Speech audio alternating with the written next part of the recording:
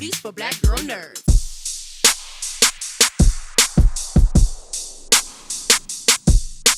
I loved Riri in this film. She added so much levity and gave a really humorous tone to this movie, which, needed it in some sections. So, what was your favorite part about playing Riri in Black Panther Wakanda Forever? I think the best part for me was probably getting to honestly be there for the ride.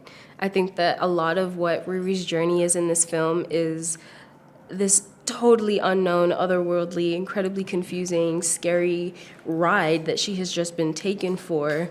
Of course, as we realize, because of her own ambition, but I think in what that has meant for me as as an actor playing this character is that I also get to sort of witness what this what the impact of this young person's mind is on other people in another world and other worlds, which does a lot for me in terms of giving me, I think, necessary information about how I might want to or how I should carry myself as this character or have this character be carried through me.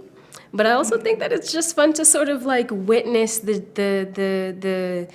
the craziness as it's going down, and I think sort of speak just the plain uncut truth, as I think a lot of folks might have been feeling it or thinking it themselves when they're watching all of the all that is going on screen. Riri sort of just speaks right to it, which I think is the necessary perspective. On screen is so important and representation is important. And we see a lot of Black girl nerd representation in this movie between your character, Riri, and Shuri. And I think that there's going to be a lot of young Black girls that's going to be enrolling in MIT because of your character. Prayerfully. and just wanting to be involved in the STEM sciences and classes. So because of your depiction of Ironheart. So have you thought about how much of an impact this character will have on young, impressionable girls of color? Absolutely. Absolutely. I think it's sort of a necessary point to consider before stepping into a world or a role like this. Especially, I was saying moments ago when the opportunity to play her was given through invitation. So it's like, if I'm going to be so bold as to say that I can do it, then I have to make sure that I can truly do that to the best of my ability. And I think even just having younger siblings who are also Black, and I know how much these movies mean to them as young boys to see on screen. So to think that, oh, now there might also be someone else's younger siblings watching this and wanting to believe that when they see it, that absolutely they are going to see someone who is brilliant beyond means. But I think another thing that was important to me was making sure that the brilliance sat differently on her than maybe it has on other nerds that we've seen on television, that maybe it steps outside of the traditional representation of someone who is in the STEM field. I think if there was a look for a Black person in the STEM field or for a woman in the STEM field, that to make sure that my portrayal of Riri Williams is quite different from whatever those assumptions or expectations might be, in a way that feels familiar specifically to young Black girls, so that they know that is also a space that they can occupy.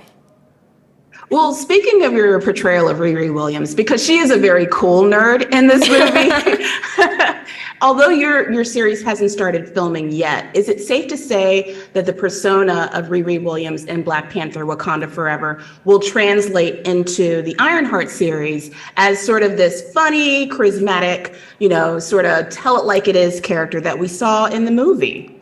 I think that one of my favorite things about Riri Williams is that, and I think we see this in the movie, which is that she is just authentically herself, and she seems to almost enter every situation she's been in as that, and then allow the rest of the world to sort of take shape from that point.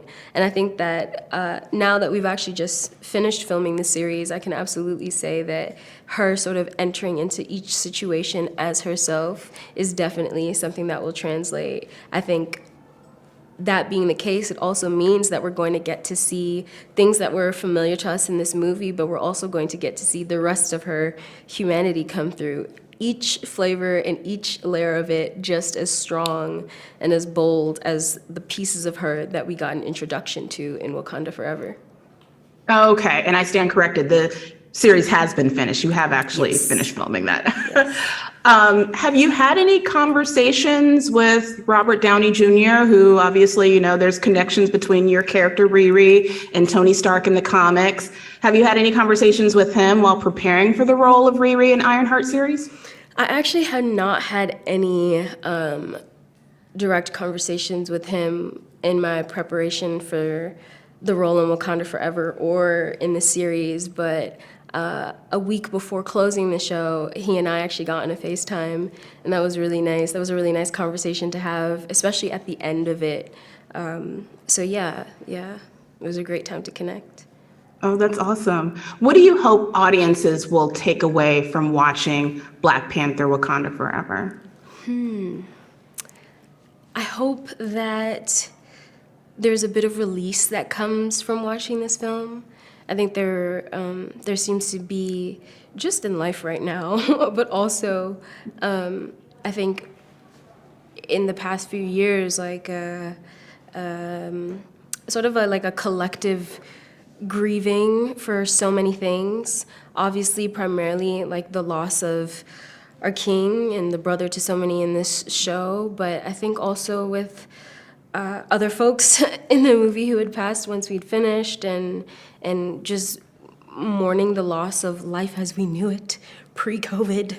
Just so many changes that have come into all of our lives in the past few years, and I think that these Marvel movies, sort of represent like a way of like levity and optimism and joy and a chance to feel something that's exciting and that means something to you outside of and separate from your life.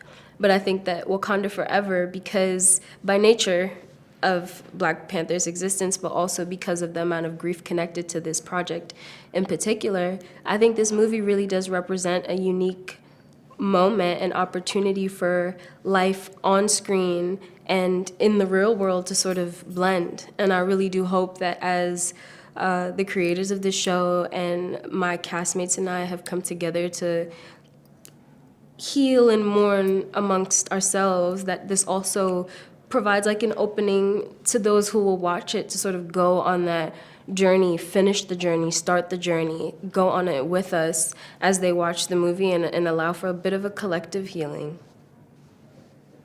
Absolutely. Well, there's a lot of healing that happens, and because of your character, which I'm so happy about, you add that joy and that levity and that humor to the film that we need. So thank you so much for your performance. Thank you for this opportunity to speak to Black Girl Nerds, and all the best to you. Congratulations on this film. It was brilliant. I love the fact that everybody's embracing it, critically acclaimed.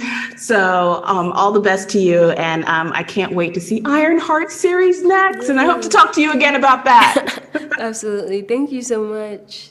All right. Take care, Dominique. Bye.